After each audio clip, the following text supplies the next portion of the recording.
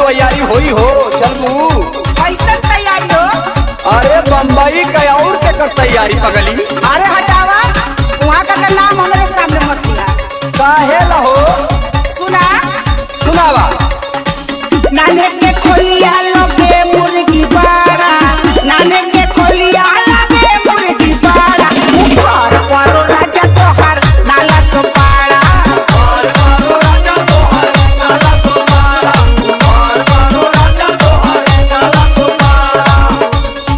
कहो नाला सोपारा वाले फूल मेहरारू तो मन बहकेला आ तोहे महकेला। अरे जेके जाए के हो जाए, हम तो ना जाई, कान खोल के सुन ला। अरे अब उ नाला सोपारा ना रह गइल ह। अच्छा तो अब उल्लंघन हो गल ना। हाँ बात सुना बात। डीजे परी लागी अचंबा तो हथुनी होई खाड़ा, लागी अचंबा तो हथुनी होई खाड़ा, ये पता चकराई जइबू नाला सोपारा, ये पता चकराई जइबू नाला सोपारा, ये पता चकराई जइबू नाला सोपारा।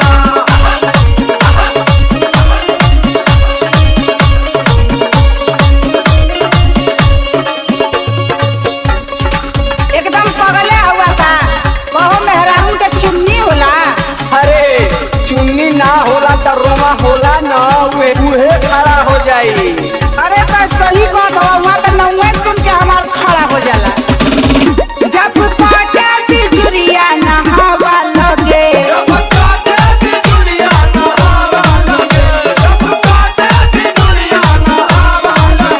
चले पतरा तो तोहरा के आवा लगे।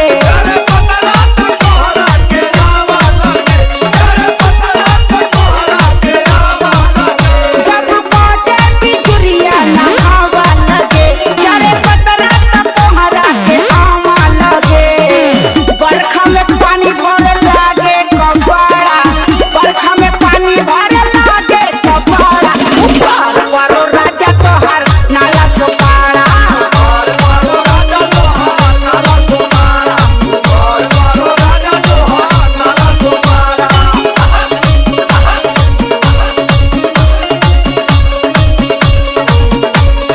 डीजे परी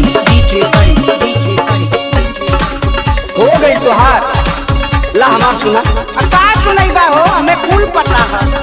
अरे क्या पता 10 बरिस में अब अंतर ना होई।